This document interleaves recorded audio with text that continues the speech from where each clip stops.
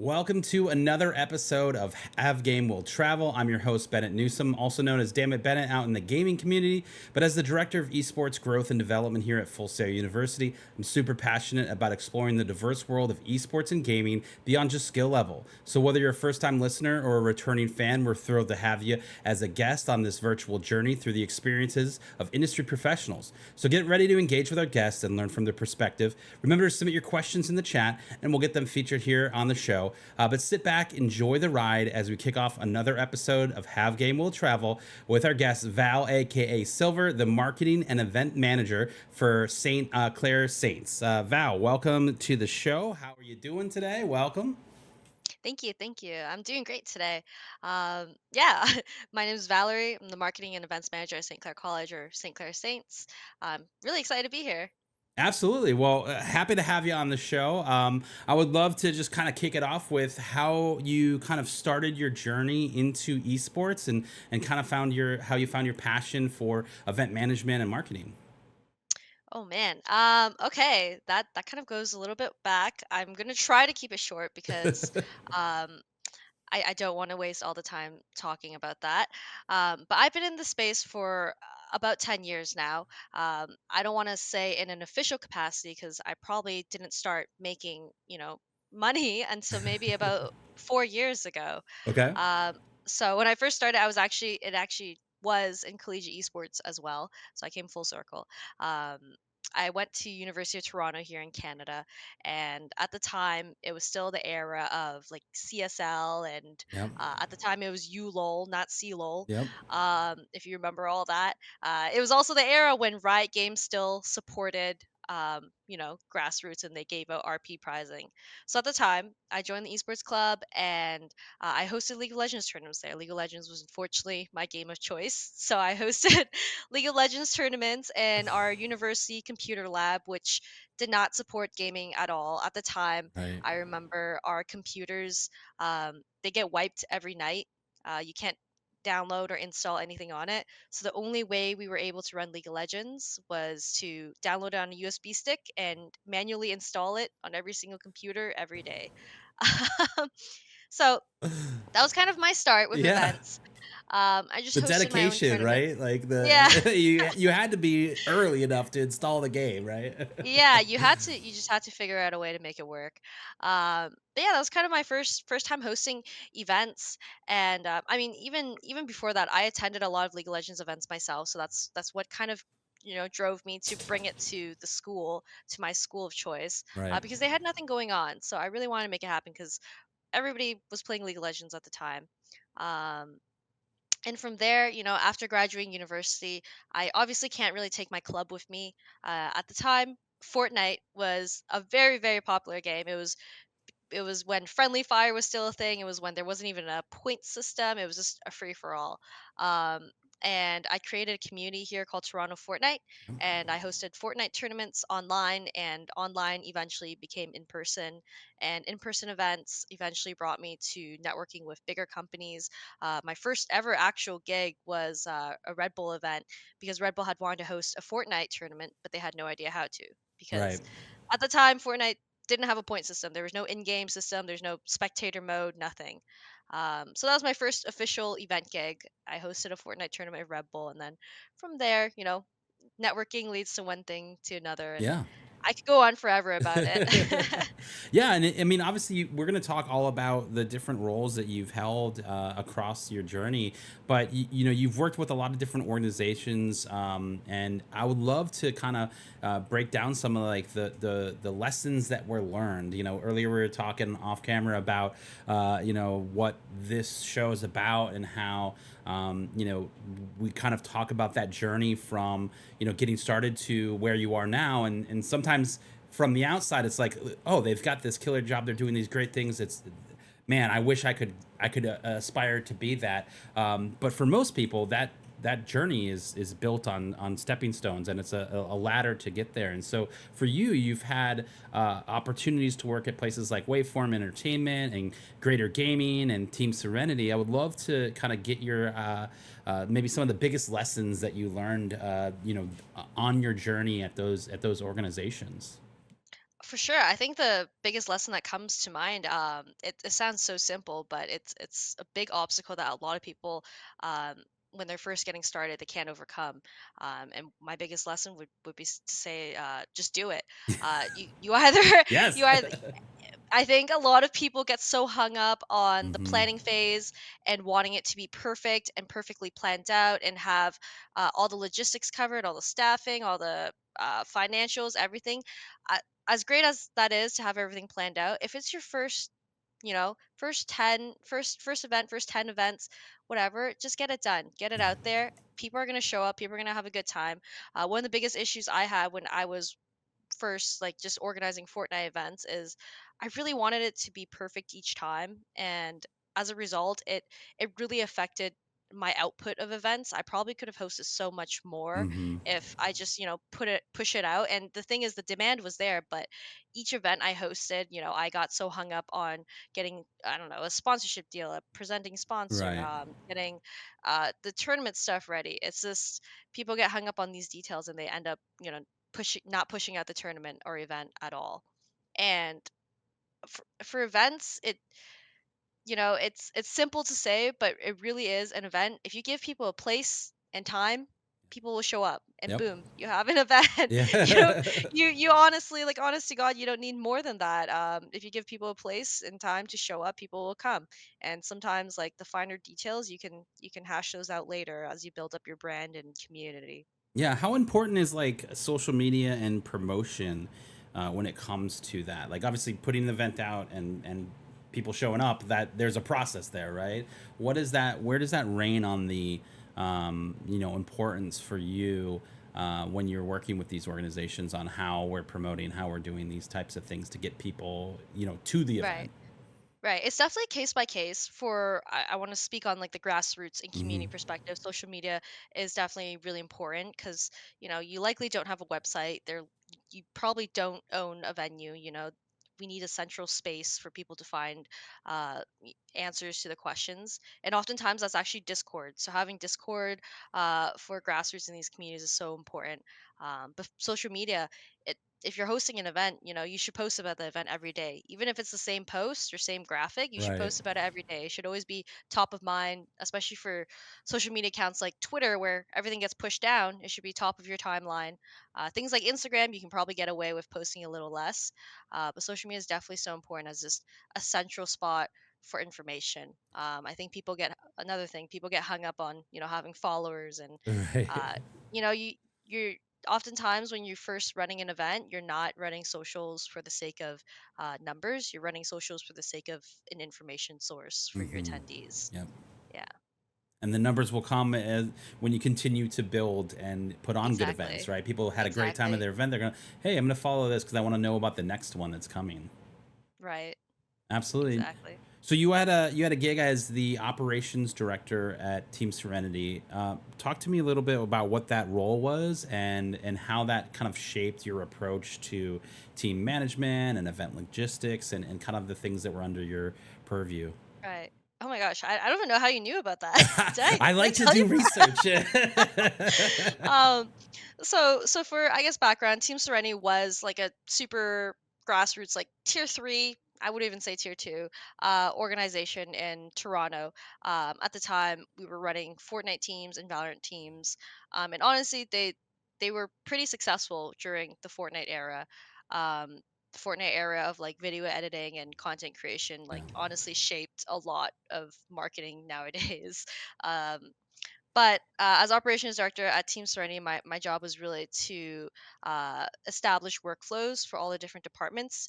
Because, to be really honest, at the time, the organization was really kind of like a group of like people on Twitter that Yeah. came together and put this together. And the owner, his name is Mitch. I love him. He was great. Um, and he was one of the first people that gave me like an organization opportunity. But he was funding it all out of pocket. Um, so it really was kind of something that was just put together by a group of friends, and then Yeah. the group of friends grew bigger, and there's a bunch of other people on it. So as operations director, I created proper workflows, set up meetings, all very basic stuff. But these basic things is what makes changes happen within the organization. And then I got the chance to work more team operations related things, because in all my previous roles, I was really more in events and project Hmm. management.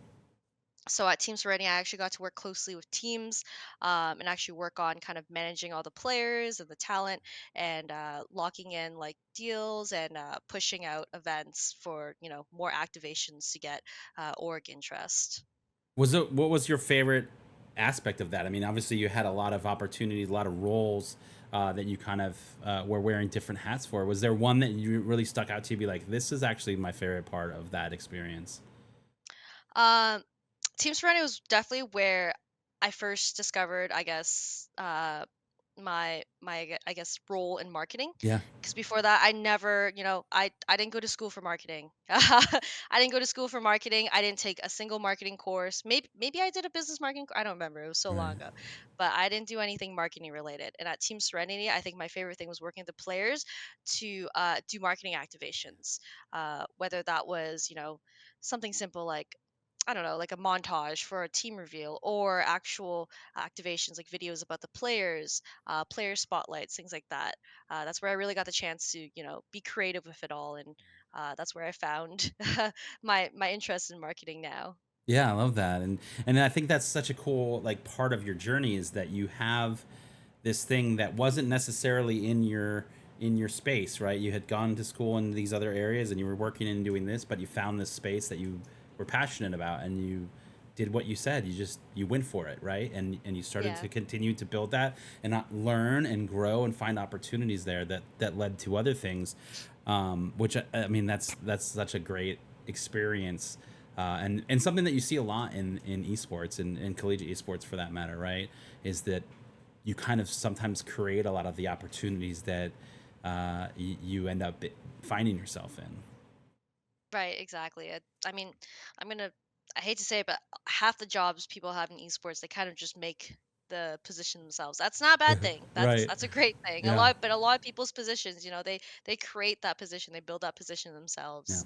And that's usually the way to go. Yeah, and build it to a point where the organization can't operate without it, right? You know, Exactly, it's a exactly. valid and important piece of the ecosystem now, and you know, replacing that is a challenge, right? So that's a very good thing. You've mentioned now a couple times. You mentioned Toronto Fortnite, but there's also a Toronto Valorant, which is something that you were a founder of. Talk to me a little bit about what those were and kind of your role in them. Right. So as we were talking about opportunities, when Valorant came out in beta, that was immediately an opportunity I saw.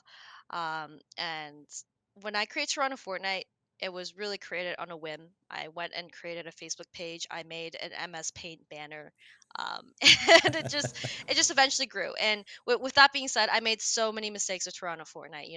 I didn't even know what a business license was. I didn't even like. I had to set up a bank account. Yeah. It was such a mess. But that's why when Valorant came out, I was like, you know what? I have an idea. I have somewhat of a structured plan on how to make this work, and we can make this even better. So me and a few others, we decided to run the first ever, our first Canadian Valorant tournament in beta. And this was during COVID as well. So a lot of people were looking for things to do. Right. And we ran our first tournament online, and we built out this whole plan with online tournaments, and we had the plan in place to run LAN events immediately after the restrictions were lifted from COVID. And we just put it forward, and Toronto Valorant is that's kind of what it's become, and that's how it started. Yeah, I like that, and this is the whole idea of these grassroots kind of scenes, right? Like, it's a big important piece of the landscape of esports and collegiate for that matter. But you know, being on the ground level for those, what was one of the things that you saw where you kind of knew like, hey, this is a thing that's kind of doing something now. Like, I'm glad I invested in this. Was there ever that kind of point in the journey of your time working with these organizations that you're like, hey, this is I'm actually seeing the fruition of my work, right? So ooh, that's a really tough question. I've definitely had multiple of those moments. For me, hosting these events has always been, the payoff has always been seeing the event live Right. and seeing people enjoy it and seeing people grow from the opportunities that I can create from these events. So that was kind of that's usually my moment where Right. I feel like the hard work has come to fruition and it's paid off when people have these opportunities, these first time opportunities at the events I host or at our events we host. Like Toronto Valorant, we had so many grassroots first time casters, observers, or like 3D artists, and now a lot of them all do official work with Riot now. So seeing that, That's awesome. those are the moments for me. But in terms of, I guess, like financially, I saw a lot of potential in collegiate esports because it truly makes the most sense. The tier two space, unfortunately, is too. I wouldn't recommend the tier two space to many. It's unfortunately too up in the air. Things are always changing. Games are always changing. Valorant could be irrelevant tomorrow. You never know. And then orgs might leave the space. So for me, like I wanted to circle back to collegiate. And when I, looked at the collegiate trends the last few years, it made the most sense to me to come back to collegiate, which is where it all started for me technically. So those were all kind of my moments, and I'm really glad I came back to collegiate. Yeah, and I think that's a great transition point because your current role as the marketing and events manager for St. Clair College. What does a typical day look like for you in your current role? Oh my gosh, this is such a hard question. It's funny because when I first interviewed here, I actually asked Sean and Chris, my director and assistant director, the same question during the interview. I asked what a day would look like. I don't remember what they told me, but my typical day here, it's ooh, I don't even know where to start. I mean, we'll get the boring stuff out of the way. I do like go through the process of checking emails and all my Discord DMs first thing in the morning. But aside from that, a typical day, it could go anywhere from, sitting on the PC and just going back and forth, finalizing event plans to, for example, over the weekends, uh, we have an event every weekend, and I usually spend the full day at the venue, basically, I guess, project managing the event, and that could go from opening up the venue to prepping the call sheets and the meeting notes for everybody before the event, the pre-event meeting, heading into the event, and sometimes students need me to TO, and I end up TOing a lot as well, or sometimes I'll be in the back with the broadcast. It's really all over the place. It's every day is a new day. I wouldn't be able to tell you a typical day. Every day is always a new day here. Yeah, and I mean, isn't that the kind of the beauty of working in this space is that you get to kind of have a new experience all the time. You're always learning. You're always wearing a different hat, in your role and opening up new doors and windows, right? 100%. Yeah, it's definitely exciting, I'll tell you that. So Much better than a 9 to 5 office. yes, 100. I couldn't agree more. There's very something special about working in collegiate esports, and St. Clair obviously has had some incredible success recently. You guys have put up some W's and including like program of the year and other major awards. For you and obviously working on the marketing and event side, what do these like accomplishments mean to you for your program and you personally? So we won program of the year last year. We also won marketing team of the year last year, Yeah. and then this year, we got broadcast team of the year. Program of the year, I can't speak too much on that because the program here really was built on the backs of Sean and Chris. Yeah. I kind of joined in 2 years, last 2 years. Um, but regardless, like being able to celebrate that with Chris and Sean, like I love it.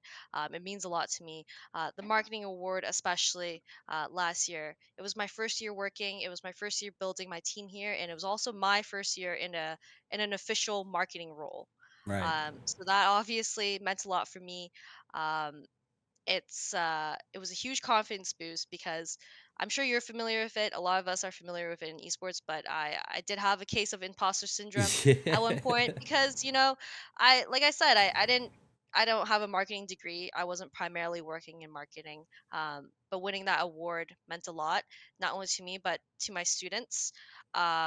My students, like, I speak about it so much, but I'm probably annoying about it on social media. But my students work so hard.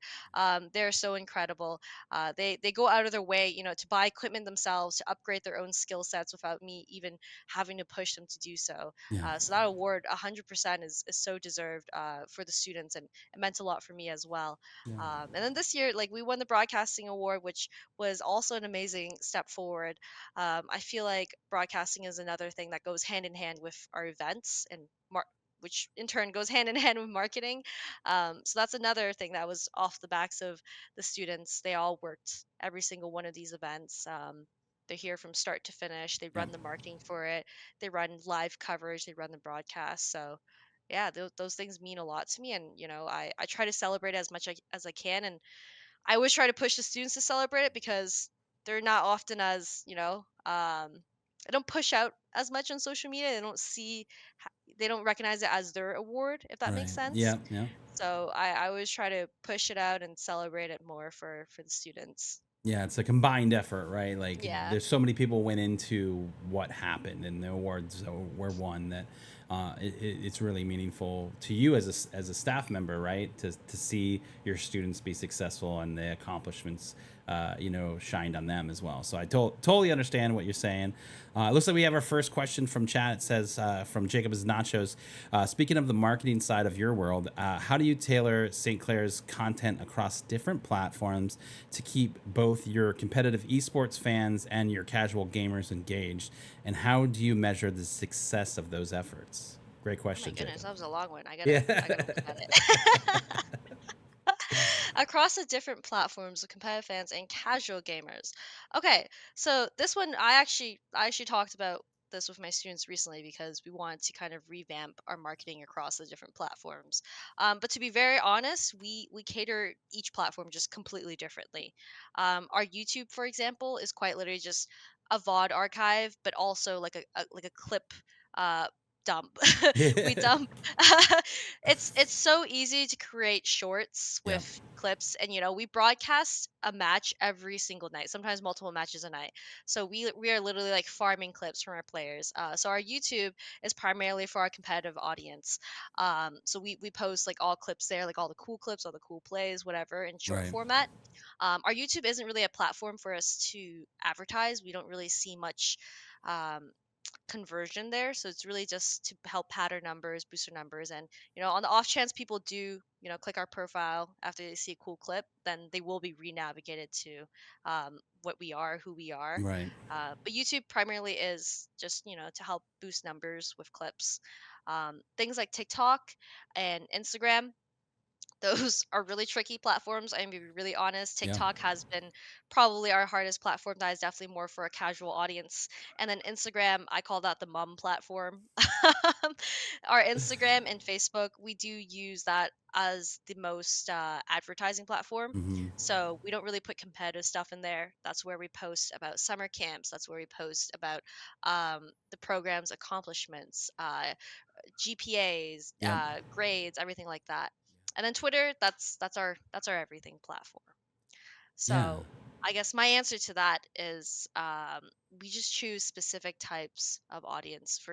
We check what audience we have, and we kind of go with that for our platforms. Yeah. We have tried doing crossovers sometimes, and it just doesn't work well. Yeah. Um, I like that you have like a strategy for each social though. I think that's really important because you are reaching a different sector of gamer or right. parent or someone that wants to see the highlight plays, right? They are in a specific area, and utilizing all of them is really important, but strategically it makes sense to target a specific type of audience with each one, based on the demographic that you typically use those apps, right? Exactly, exactly. And to be really honest, as a school and branding account, it's I would say we're kind of in a niche area too, Yeah. because if we were just an esports org, it's very easy to kind of advertise or brand yourself. You're just a Right. competitive esports org. You can put out funny posts, you can put out whatever. But as a brand that's also representing a college, it's so much trickier. There's so Yeah. many more layers added. You do have to watch your language. You do have to, check what you post, and keep in mind, the different audiences. It's very hard to Yeah. nail down, and it's funny to say because Twitter is probably our most popular platform. Um, but in terms of, I guess, the most beneficial, I would actually say Facebook and Instagram is. Right. Yeah. Um, because at the end of the day, that's where the parents are. And it usually is the parents that, see our college and probably, go to their son or daughter and go, hey, I saw this really cool Yeah. gaming college. You want to Yeah. check it out? So it's funny Absolutely. how it works. Absolutely. Yeah. No, I love the strategy there. I really do. I think that's fantastic, and you guys do a really good job of that, and knowing that, hey, we've got to play both sides of this, is important. And I think most schools are like that, right? Most universities in this space, they're operating in that same kind of mindset of, you know, each school may have a different initiative, whether that's recruitment or enrollment or winning, be the best that you can be, or whatever it may be. You have a very specific market that you're going for. So Right. that's great. Yourself, though, you were nominated for Staff Member of the Year and Social Media Excellence at the Esports U Gaming Awards. What did that feel like for you? I mean, again, this is a newer role for you. This is a huge nomination. What was it like? Uh, I mean, to be really honest, I like if I could choose, I would not nominate myself for those. Like the social media excellence one. Like I'm really honored to be honored. Thank you to just whoever nominated me. But for roles like that, I do feel like I don't know how to explain it. I do feel like it's I feel like it should be students nominating these roles, like the supporting staff roles. Right. I guess that's specific to staff, but the supporting roles and the social media excellence, we are in an educational college space, and Yep. I think it should be students that should be empowered and uplifted for that. It does mean a lot to me. But if I could choose to like renominate, one of my students instead, I really would, because um, I'm really just the person that helps push them in the right direction Right. Yeah. and push for resources to give them. And maybe I'll give creative pushes here and there. And I'm really just here to facilitate opportunities for them. But the people that actually, make it happen and make it work are the students. Right. So I'm very honored to receive those nominations, but Yeah. I would love to just push nominations out for my students instead. And I love that, though. I mean, you're working in that kind of mentor capacity, right? Like you have these students that are doing great, and I love that you're trying to lift them up even while getting nominated for these things. That's just a sign that you're doing great work, and your students are able to have someone that knows what's going on, right? And is a leader in the space. I think that's super important. Yeah, and I'm hoping for the upcoming NACE nominations where I'll be able to recognize more of the students in that one. So I'm excited to see Yeah. those coming up. Absolutely. So with you, how do you kind of balance things, right? I mean, I think this is an important conversation in this space. Is a lot of people thinks that it's just all fun and games, and you're playing video games all day, and all of these things. But there's a lot of work that's being done. How do you balance kind of your time so that you don't burn out? It's definitely hard. I actually, outside of my day job here at Sinclair, I actually do still a lot of additional freelance contract work. Yep. So a lot of my time does get taken up. I'm gonna be really honest, because I think honesty is best in these Yeah. cases. Because, like you said, people think it's all sunshines and rainbows sometimes. Yep. But I really don't have much personal time to do like personal hobbies, I guess. Um, so it's hard to say, because am I really balancing it well? I don't know, because since I don't got personal time. Um, but really, like I feel like even when I chat with students, a lot of my students lack this discipline, is having a calendar that Yep. you actually update. Right. you know, I use Google Calendars like religiously. I schedule this in it. Obviously, I schedule my like when I'm gonna go grocery shopping, when I'm gonna sit down to work on some freelance work, everything. It's such a simple answer, but a lot of people these days, I feel like, overlook that. I feel like most people like write it down on their phone and they Right. don't really figure it out. But it is really important to schedule time for yourself, and I do that. I schedule personal time for myself probably every 2 weeks. Where I get to go home to see my family, and St. Clair here is very accommodating with that. You know, we have such flexible work hours here. Um, so that's kind of how I do things. I feel like that wasn't a great answer, No, but it was a it's perfect answer. yeah, It but was it's real, it's the right? Like, truth. Yeah, it's the truth. yeah. What sort of freelance things do you do if you're able to talk about them? Yeah, of course. So before I came to St. Clair, I did almost like all the Toronto related gigs. So that would be like any of the Red Bull events here. We have something called we have some conventions here like Fan Expo. So I used to work all of those. And when I have time now, I still continue to work those. So a lot of the local events I still work because one, it's an excuse to see my family because they live over there, and two, it's also an excuse to see all my friends over there. But I also do work a lot of other freelance things. Like I work like the game changers stuff in Valorant. I worked some Fortnite gigs recently. I work HCS, that's Halo. I'm kind of all over the place with that. And to be really honest, I keep doing them because I truly do enjoy them. That's another thing that helps with, I guess, for me personally, that's what helps with burnouts because I truly still enjoy working all these events and all these games all the time. So, Yeah, and you're continually building your resume along the way, which is awesome.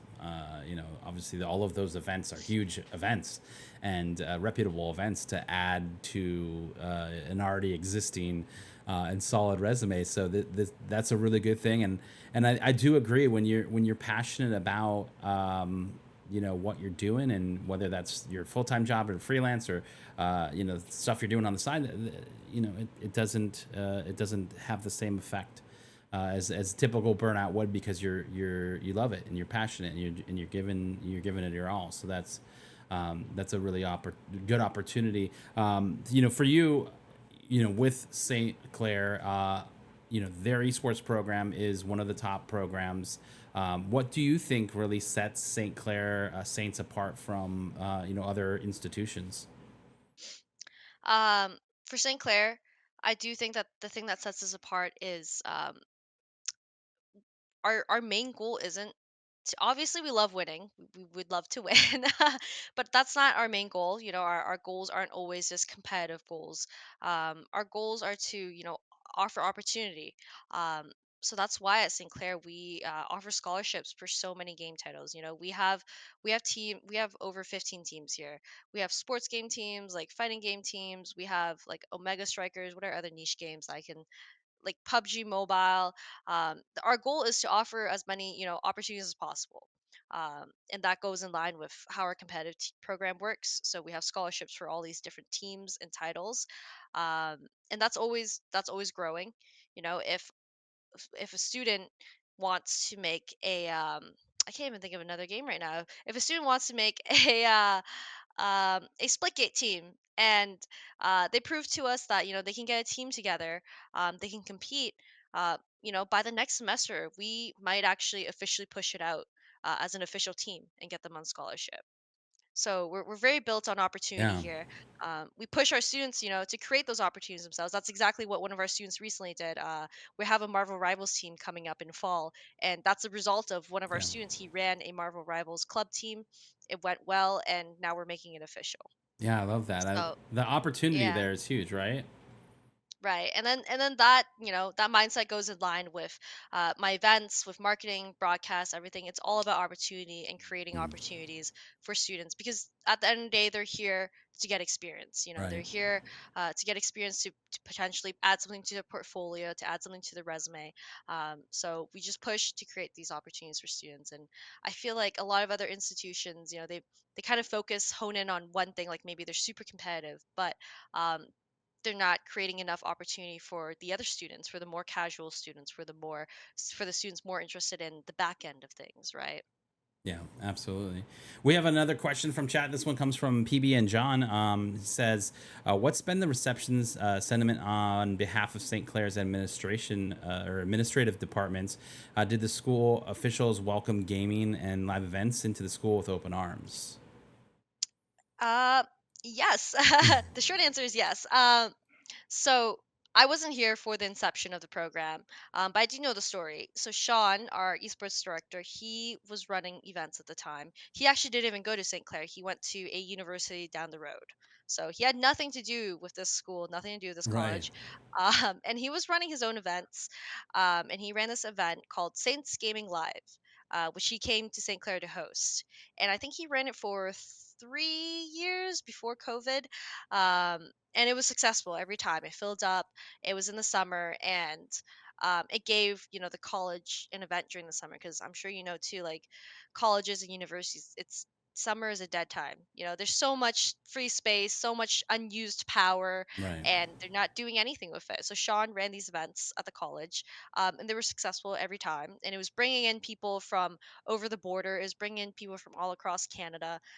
So then he started pushing to administration, like, "Hey, you guys see the value of this? This is a proof of concept. Yeah. People want this. This is the next big thing." Um, and he created an academic program and kind of pitched that to the administration, and they received it pretty positively. And from there, it was just slow growth from the ground up. The first esports practice room that we had was literally like the size of a walk-in closet with with 5 computers in Yeah. it. And it's not like Sean had the money or scholarship funding to get recruits. It was just kind of students on campus that played that game. And then slowly from there, they leveled up. The academic program showed promise. And then from there, we pushed out scholarships, and one thing led to another.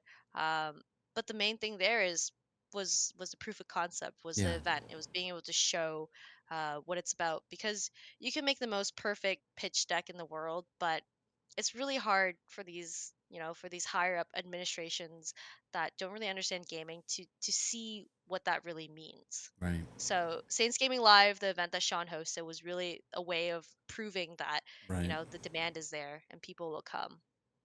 Yeah, I love that, and I think that that story grows and provides opportunity for others to put on those types of events, right? And like get their shot as that story continues to roll down to the other schools. And you guys have been in the game for a while now, which is great. How does your role between what you're doing as a staff member kind of interact with your relationships with players and students? Like how much time do you have with students in your role? And is that split evenly between the players on the varsity teams and students in the club, or is it all kind of all together as one? It definitely varies. My marketing team, I like I love my kids. I love my marketing team and the broadcast team. Um, I talk to them almost every day. It's summer now, so I don't see them as much. Right. But when school, when classes were happening, I would see them essentially every day, even just for small check-ins. Um, and when we have projects, we would definitely meet up to run projects every. I want to say like at least 2, 3 days on campus. They work very hard and they put in a lot of work, Right. and just running events itself.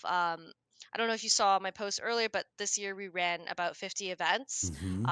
which covered essentially every weekend. So just that alone, I would Yeah. spend every weekend with the students. I wouldn't have it any other way. But um, aside from that, with players, I definitely don't spend as much time. Maybe I should, but I don't directly need to interact with them unless we're doing some sort of marketing Right. campaign or activation and we need to record with them. Chances are I usually do their photos at the beginning of the year with boot camp. Um, and if they need anything else, we chat, but I don't Yeah. really work with them as much. That's usually Chris that works with them all the time. Talk to me about boot camp. What is boot camp for people that don't know? Oh, so we have boot camp in the in the last week of August every year before school starts, and it's mandatory for all our players, all staff members, and anybody who wants to participate can. Yep. Um, and boot camp is essentially it's how we kind of set the standards and introduce everyone to the program. Even if you're a returning member, it's always a good refresher. Yep. It's mandatory regardless of returning or new player. And at boot camp, we go through multiple things. We go through like PR training. Marketing and broadcast expectations, player expectations. We walk through the whole contract and everything, and it's a great time for not only players to meet each other because some of these kids are meeting each other for the first time, Yeah. Yeah. right? But it's also good for them to kind of put a face to the name. This whole time, like we usually interact with them through Discord, and oftentimes, like I've gotten feedback that they're nervous to talk to us or ask us questions in person. So boot camp is our way to Yeah. kind of help alleviate that and hopefully, make for a smoother year.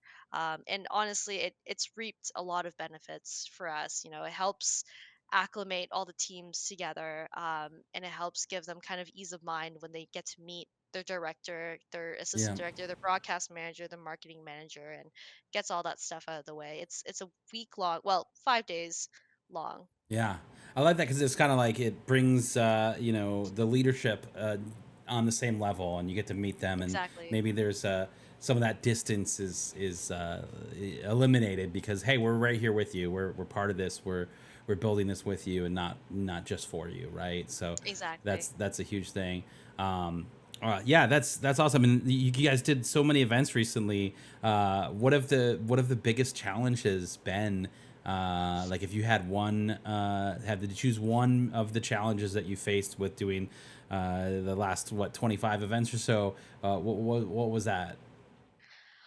It's funny to say because I feel like we do a pretty good job of it, but I want to say marketing, because doing so many events, it's sometimes the marketing and branding get lost, like Yeah, the mission of each event gets lost, especially since this year, for example, the Saints Gauntlet series, we chose not to create a new like branding and social media account, um, because in our eyes it didn't make sense. right. The Saints Gauntlet series is always going to be ran by Saints. It's not going to change location, it's not going to Right. change branding, so it didn't make sense to just create a whole new account for it. But as a result, there were some days where maybe we have a match going on that's really important, like CVAL overlapped several times, but we also have SGS going on, and the marketing and branding just gets lost in social media, Yeah. unfortunately, and things get pushed down.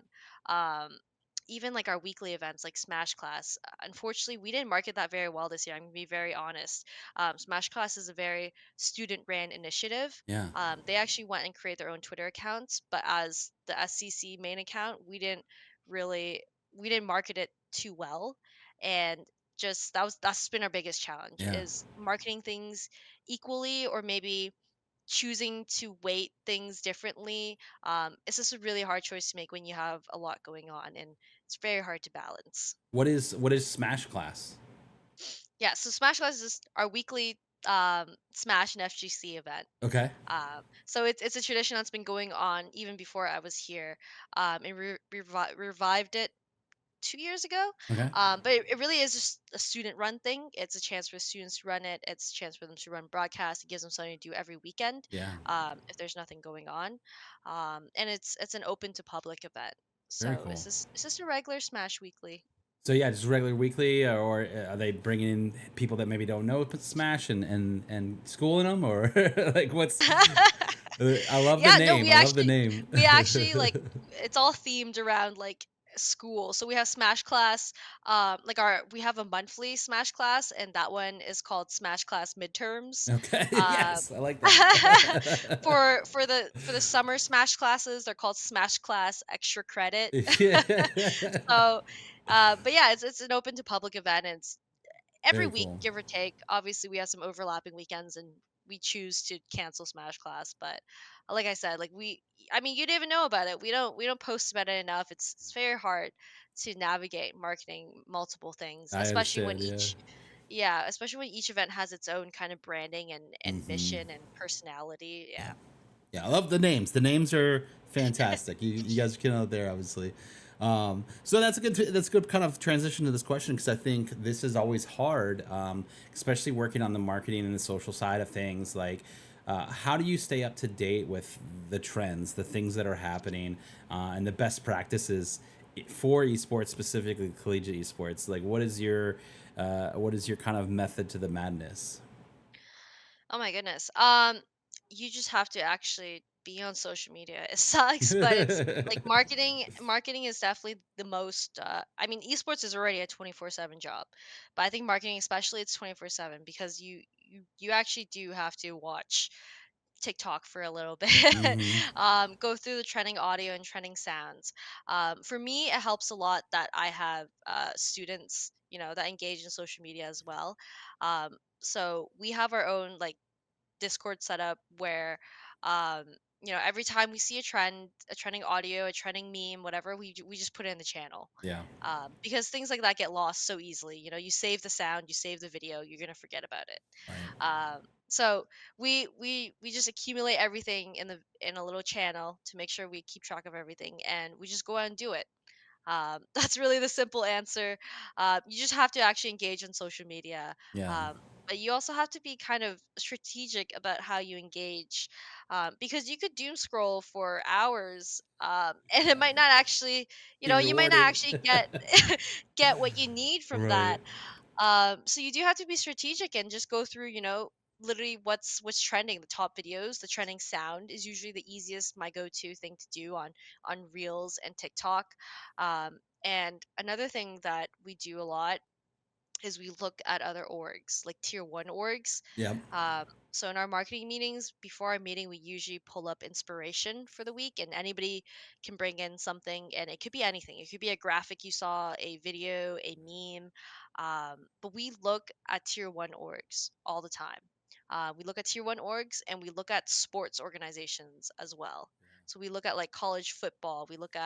Uh, we look at hockey, we look at baseball, everything, because the way they're doing it too, oftentimes it's really in line with what we want to do. Right. Um, and sometimes if somebody's already figured it out, if they've already figured out a way to do it, the best way to do it, there's nothing wrong in taking inspiration from that. Right. So that's my number one tip for that is always look at other accounts when you're searching out these trends as well, Yeah. because chances are these orgs are also doing them. Yeah, and that inspiration can be helpful to just kind of see like, okay, how do they do this for them? This makes sense. We align as a brand.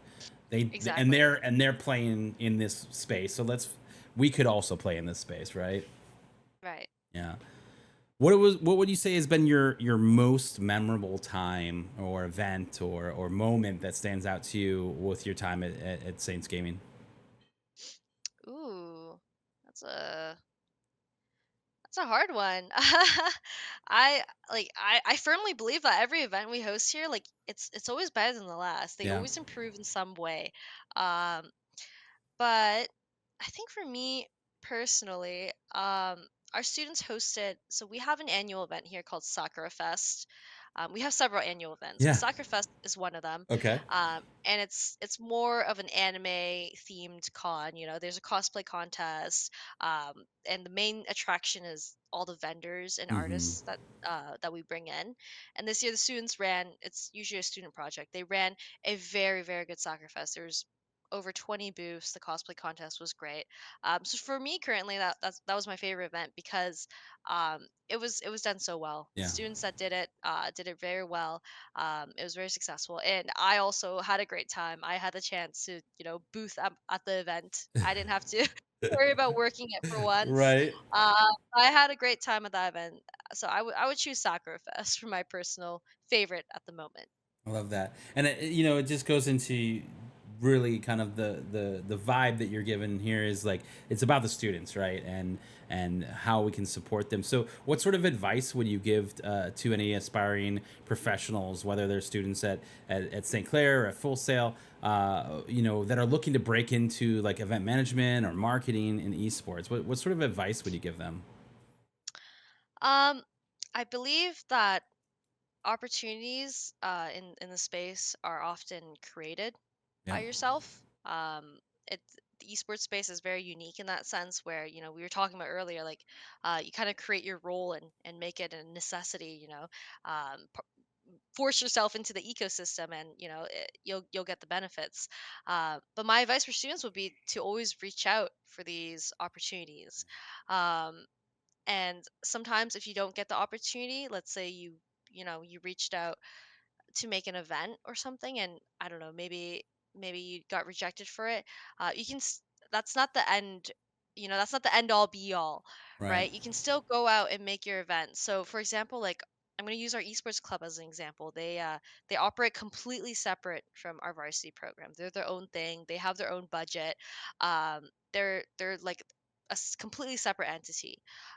In the esports club, they run their own events without our help. Sometimes they come to us asking for funding, and there are times where we aren't able to provide Right. funding. But regardless of that, they still go out and put on the event.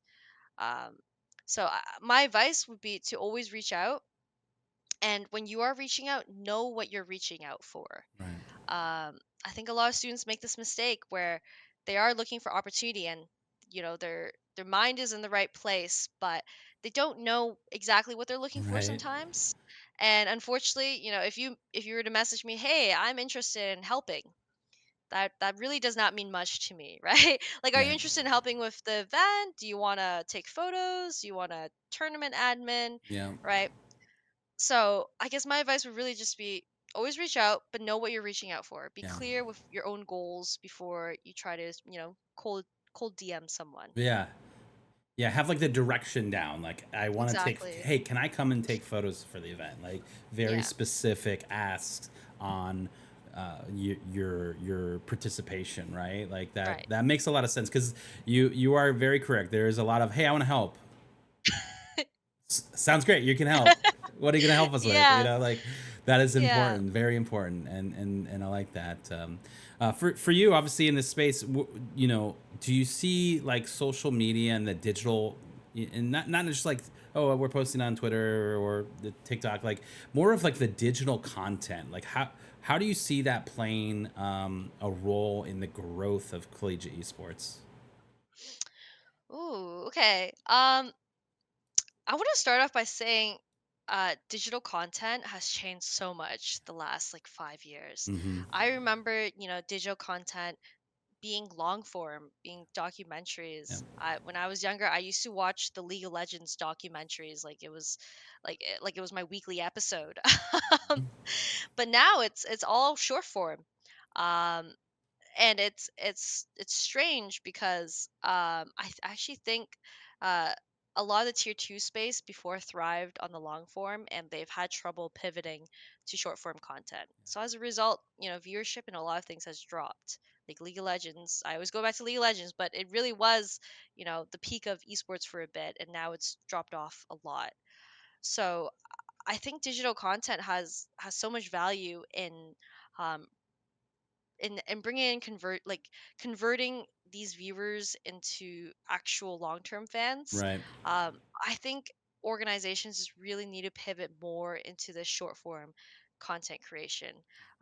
Before, a lot of it was focused on long form, and it just hasn't, yeah, it just hasn't played out the way it used to. There used Yeah. to be like org documentaries and things like that, if you Yeah. Yeah. remember ever watching those. And Oh yeah. now, there's not much of that, or the views on those don't go up anymore. Yep. So I think like in this esports space, I think companies should focus on, it's hard to say, but like short-term conversion. um we should be focused on getting clicks from a short form, like TikTok or Right. video, because chances are nobody's actually going to watch this documentary. Before, people used to sell these long form content as Hmm. like sponsor pieces or Yeah. content pieces, right? But that's not really a thing anymore. Those should not be considered main deliverables in a marketing strategy anymore. It should be short form Yeah. content that gets us, clicks and Hmm. interest. Yeah, it's like I always tell people this as well. TikTok is a platform to get followers on other Yeah. platforms, if that makes Yeah. sense. TikTok, like, you're there to post something short enough to catch their attention, but interesting enough for them to be like, oh wow, this is cool. I wonder where I can follow them to get more information. Twitter or Instagram. So that's how digital content should be used right now, in my opinion, and that's kind of the role it plays. Yeah, absolutely. I love that. I love that answer because I really do feel it's a discovery platform, right? Like TikTok Exactly. has such a good kind of algorithm to put you in front of somebody potentially that was going to like your stuff. And if they do, they're going to keep pushing you in front of that. And so the discovery there is really good. And, but being strategic about how you're doing that with the call to action to go follow me on my other platform or come watch my stream over here or go do this like that's a really important piece of that puzzle. So I totally agree with you there. Obviously we are coming to the kind of end of the time. I know it flies by very fast, so I do want to give you a moment to just shout out where people can find you, how they get in touch with you, how they reach out to you, and then we'll do like maybe a rapid fire question or two at the end. But how do people find you? Where can they reach out to you? I'm silvernix underscore, like, wrong side over here. On all social platforms. That's also my Discord tag. If anybody ever wanted to connect with me on Discord, I'm always open to connecting. Even just for like a coffee chat and talking more, I'm always open for that. Love that. I love that. So I had like 5 to 6 more questions here, and they are all like really good. And I keep doing this thing where I put them at the end because I'm like, yeah, we're gonna, and then I never do. So I'm gonna have to choose one of them. But I think this is a good one. What piece of advice would you give your younger self when you first got started in the space? What would it be? Ask for help. Yes, I love that. I love I that. think, yeah, I don't think I really truly learned to delegate properly until maybe like 3 years ago. Okay. Even now, I probably still like take on too much work occasionally. We're all victims of that. Like Yep. Sean and Chris are the same as well. All three of us like work on our own, and we rarely ask each other for help because we just get it handled. But yes, ask for help, learn to delegate. Chances are there's almost always someone willing to help with the same passion, with the same drive, and they're probably itching for the opportunity too. So Yeah. ask for help. As far as long-term goals for yourself, do you have anything specific that you're trying to achieve or strive after? I really just want to create more actual job opportunities within Yeah. esports, especially in Canada. Um, Super long term, like obviously it's kind of a conflict of interest right now, but super long term, I would love to help kind of build out the Canadian collegiate programming and academic programming, whether it's helping out a different school build it out, or starting a new program somewhere else. That's something I would love to do, just helping lift the overall Canadian collegiate scene, because we are a little bit behind on we're a little bit behind over here. Yeah. So that's the long term goal. Yeah, I love that because I think that's you know, I don't necessarily think it's a conflict of interest. At Full Sail, it's always about, we say this saying and we mess it up every time we say it. It's about like the rising tides lifts all boats or ships or whatever it is. Like it's a common thing that it's always said, but it's like it's so important because like yes, while we're here at Full Sail University in Winter Park, Florida, and we want to lift up what we're doing, but by us supporting these other schools around us, whether that's middle school, scholastic, high school, other colleges, like raising these all together is going to benefit everyone in the space. So I Exactly. absolutely, totally, 100% am behind you on that, because it really does, and the impact that you can have by helping, start and share your knowledge goes so beyond, especially for a new program. That is such a blessing to be like, oh, hey, you need help with these things. Here, let us give you our 100%. documents, and these are what we Yeah. did for our budgets, and this is how we did it. Like that goes Absolutely. No such a no long way. gatekeeping. Yeah, No absolutely. gatekeeping in collegiate esports. I feel like that is a mistake a lot of people Yep. make, and I don't blame them. It is kind of a dog eat dog industry, but Yep. definitely against Yeah. that.